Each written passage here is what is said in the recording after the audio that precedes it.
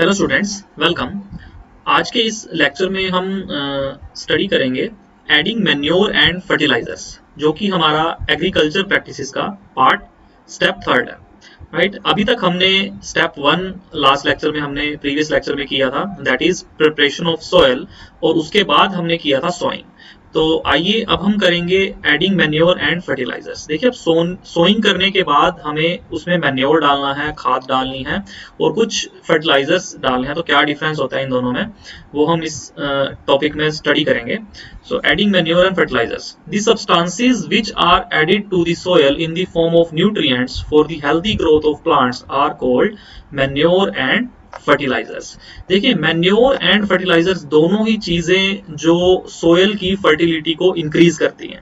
Right, सो यहाँ पर जो बेसिक डिफरेंस जो इन दोनों में होता है, मैन्योर मींस जो ऑर्गेनिक होती है, इसकी थोड़ी सी एडवांटेज होती है फर्टिलाइजर्स के ऊपर। और फर्टिलाइजर्स होते हैं जो केमिकल सब्सटेंसेस होते हैं जिनको मैनमेड होते हैं और ये फैक्ट्रीज में प्रोड्यूस होते हैं। ये दोनों ही जो सोयल की फर्टिलिटी होती है, उसके जो न्यूट्रिएंट्स हैं सोयल के, उनको इंक्रीज करती है, सो दैट हमारा जो प्लांट की ग्रोथ है वो अच्छी हो सके। राइट, सो यहाँ पर देखिए, एक बुजू यहाँ पर एक क्वेश्चन लेके आया। I saw a healthy growth growing in a farm, in the neighbouring farm the plants were weak, why do some plants grow better than others.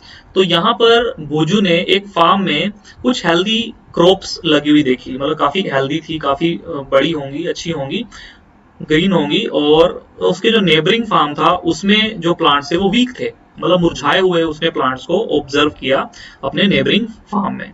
सो उसके माइंड में क्वेश्चन आया, why do some plants grow better than others. अब कुछ plant जो अच्छा grow कर जाते हैं, बट कुछ जो प्लांट्स होते हैं वो अच्छा ग्रो नहीं कर पाते, तो इसका क्या रीजन है। तो देखिए, soil supplies minerals, nutrients to the crop plants. These nutrients are essential for the growth of plants. In certain areas, farmer grow crops after crop in the same field. The field is never left uncultivated or fallow. Imagine what happens to the nutrients. तो देखिए, यहाँ पर जो soil होती है उसमें minerals होते हैं, उसमें न्यूट्रिएंट्स होते हैं जो हमारी प्लांट्स को रिक्वायर्ड होते हैं। राइट, अगर एक ही जमीन के ऊपर बार बार हम सेम ही चीज को क्रॉपिंग करेंगे, सेम ही चीज की क्रॉपिंग करेंगे, लाइक हमने मेज लगा दी, दोबारा से फिर मेज लगा दी, फिर मेज लगा दी, हर सीजन में हम मेज लगा रहे हैं, तो इससे क्या होता है कि जो उस क्रॉप, उस सोयल की जो फर्टिलिटी है, जो उसमें न्यूट्रिएंट्स हैं, उसकी वैल्यू कम हो जाती है। राइट, सो उसकी वैल्यू को अच्छा करने के लिए फिर उसमें मैन्योर डाला जाता है, उसमें फर्टिलाइजर्स का यूज किया जाता है, सो दैट उसकी जो न्यूट्रिशन वैल्यू है वो इंक्रीज हो जाए और हमारे प्लांट्स अच्छा ग्रो कर सकें। तो देखिए, continuous cultivation of crops makes the soil poor in nutrients. तो यहाँ पर जो न्यूट्रिएंट्स है वो पुअर हो जाते हैं। Therefore farmers have to add manure to the fields to replenish the soil with nutrients. तो यहाँ पर वापस से न्यूट्रिएंट्स लाने के लिए फार्मर्स क्या करते हैं, मैन्योर ऐड करते हैं। Manure basically this process is called manuring. तो इसी प्रोसेस को मैन्योरिंग बोलते हैं, जिस मैन्योर को ऐड करना। सो मैन्योर एक ऑर्गेनिक वे है अपनी सोइल को, अपनी सोइल में न्यूट्रिशन वैल्यू को लाने के लिए, न्यूट्रिएंट्स को वापस लाने के लिए।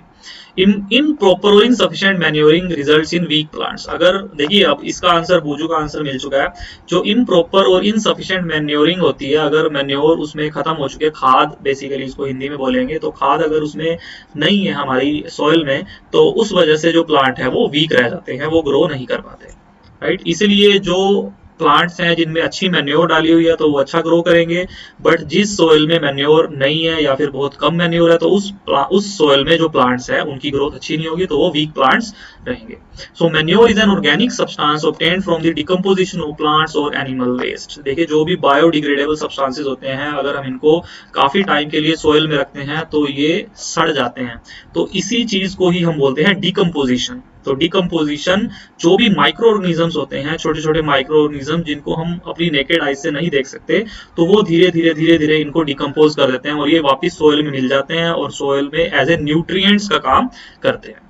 So farmers dump plants and animals waste in pits at open places and allow it to decompose. देखिए, फार्मर पिट्स मतलब छोटे छोटे गड्ढे, वेस्ट के गड्ढे बना देते हैं और उसमें प्लांट्स और एनिमल के वेस्ट को डाल देते हैं।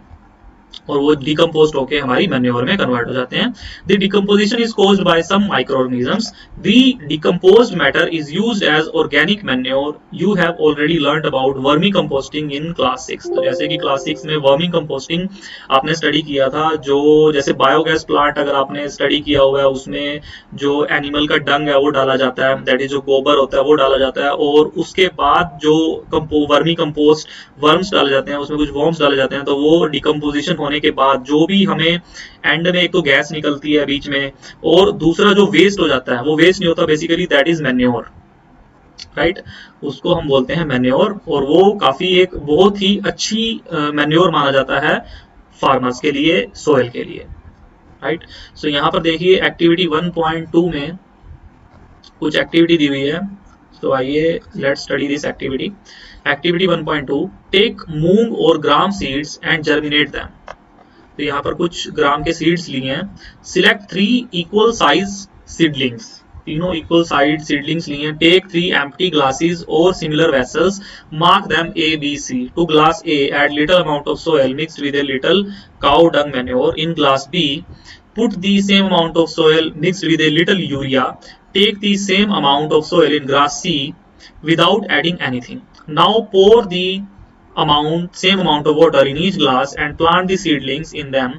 Keep them in safe place and water them daily. After 7 to 10 days, observe their growth. देखिए यहाँ पर हमने 3 ग्लासेस लिए हैं, A, B, C.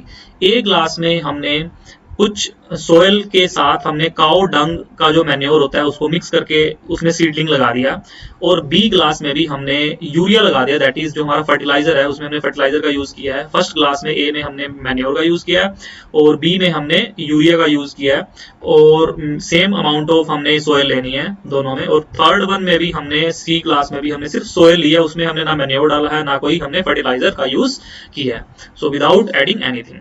नाउ अब हमने तीनों में ही सेम अमाउंट ऑफ पानी डालना है डेली। तो आफ्टर 7 to 10 डेज आप इसकी ग्रोथ देखेंगे। देखिए यहाँ पर इन्होंने ग्रोथ दिखाई हुई है, this is plant A, this is B, this is C.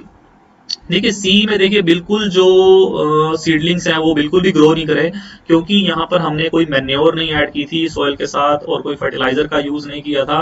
But ए और बी में जैसे कि आप पिक्चर में देख सकते हैं यहाँ पर सीडलिंग ग्रो कर गए हैं। देखिए ए और बी में जो थोड़े थोड़े बड़े हो गए हैं सीडलिंग्स हमारे, बट सी में बड़े नहीं हो। इसका रीजन क्या है? Did plants in all the glasses grow at same place? Which glass showed better growth of plants? In which glass was the growth fastest? Fertilizers are chemical which are rich in particular nutrient. How are they different from manure? Fertilizers are produced in factories. Some examples of fertilizers are, देखिए यहाँ पर fertilizers के बारे में बात की गई है कि fertilizers आपके chemical substances होते हैं जो कि सोयल में न्यूट्रिएंट ही पहुंचाते हैं, न्यूट्रिएंट का काम ही करते हैं, उसकी न्यूट्रिशनल वैल्यू ही पहुंचाते हैं। बट मैन्योर और फर्टिलाइजर्स में क्या डिफरेंस होता है इसको अभी हम स्टडी करेंगे। तो देखिए यहाँ पर कुछ एग्जांपल्स दिए गए हैं फर्टिलाइजर्स के, like urea, ammonium sulphate, super phosphate, potash, NPK. इसमें देखिए 3 नाइट्रोजन, फोस्फोरस एंड पोटेशियम के यहाँ पे सिंबल होता है पोटेशियम के लिए, पी सिंबल होता है फोस्फोरस के लिए और एन सिंबल होता है नाइट्रोजन के लिए। तो ये भी यहाँ पर एक फर्टिलाइजर सी के ही एग्जांपल्स हैं। The use of fertilizers have helped farmer to get better yield of crops such as wheat, paddy and मेज।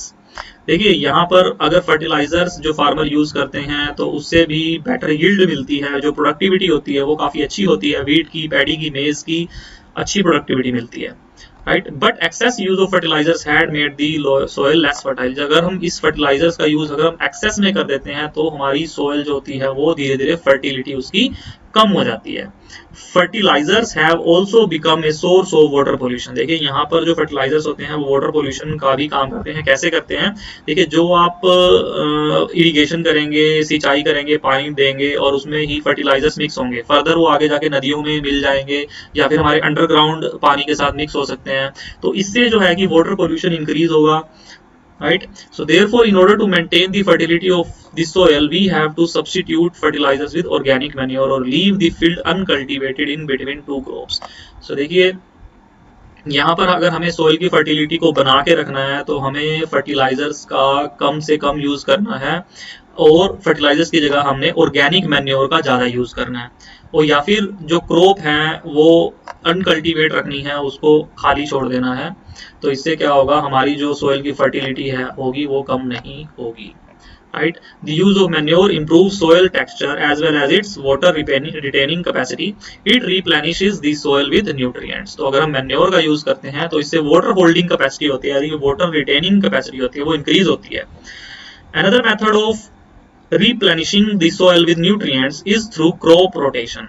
तो यहाँ पर एक crop rotation का use करके हम अपनी जो न्यूट्रिएंट्स होते हैं सोइल में उनको भी हम रिप्लेनिश कर सकते हैं. This can be done by growing different crops alternatively. देखिए हमने क्या करना है, ऑल्टरनेटिवली डिफरेंट क्रॉप्स लगानी है, तो इसको हम बोलते हैं क्रॉप रोटेशन. क्रॉप रोटेशन अगर हम मेथड यूज करेंगे, इससे भी हमारी जो सोइल की फर्टिलिटी है वो एकदम से खराब नहीं होगी. तो earlier farmers in northern India used to grow legumes as fodder in one season and wheat in the next season. तो देखिए ये क्रॉप रोटेशन का एग्जांपल है यहाँ पर कि नॉर्थ इंडिया में जो फार्मर्स थे पहले, तो वो एक सीजन में तो लेग्यूम्स उगाया करते थे और व्हीट दूसरे सीजन में उसी सोइल के ऊपर व्हीट लगाते थे. So this helped in the replenishment of the soil with nitrogen. तो इससे क्या हुआ, नाइट्रोजन उसमें से नहीं, नाइट्रोजन का लॉस नहीं हुआ, राइट. तो नाइट्रोजन एक अच्छा न्यूट्रिएंट होता है सॉइल में. Farmers are being encourage to adopt this practice. तो फार्मर्स को एनकरेज किया गया कि आप इसी टाइप की प्रैक्टिस को अडॉप्ट करें. In the previous classes you have learned about rhizobium bacteria. तो देखिए यहाँ पर राइजोबियम बैक्टीरिया के बारे में बात हुई है. These are present in nodules और roots of leguminous plant. They fix atmospheric nitrogen. तो लेग्यूमिनस प्लांट जो होते हैं उनकी एटमॉस्फेरिक नाइट्रोजन को ये फिक्स करते हैं, राइजोबियम बैक्टीरिया, जैसा कि आप प्रीवियस क्लासेस में इसको स्टडी कर चुके हैं. सो यहाँ पर देखिए कुछ डिफरेंसेस दिए गए हैं फर्टिलाइजर्स एंड मैन्योर में, जैसा कि आप जान चुके हैं मैन्योर एंड फर्टिलाइजर्स में क्या क्या डिफरेंसेस होते हैं. So fertilizers it is a man made inorganic salt. देखिए सभी पता है हमें कि ये मैन मेड होते हैं fertilizers, but manure is a natural substance obtained by the decomposition of cattle dung and plant residues. जो बचे कुछ हमारे प्लांट के रेजिड्यूज होते हैं, जो कैटल का डंग होता है, दैट इज काउ डंग, और वो डिकम्पोज होने के बाद हमारी मैन्योर बनती है, विच इज ऑर्गेनिक.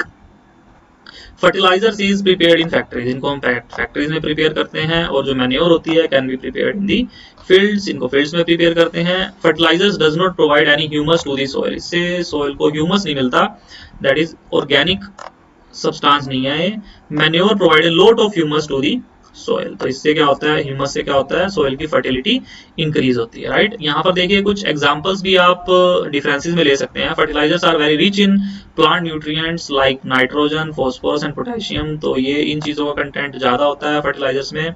मैन्योर में इन चीजों का कंटेंट हमारे कम होता है. सो ये थे basic differences fertilizers and manure में. तो आई थिंक आज के लिए हम इतना ही करेंगे. बाकी के जो हमारा नेक्स्ट जो हमारे स्टेप्स हैं, बाकी के जो इसमें रिमेनिंग टॉपिक्स हैं, उसको हम नेक्स्ट वीडियो में कवर करेंगे. So that's it. Thank you.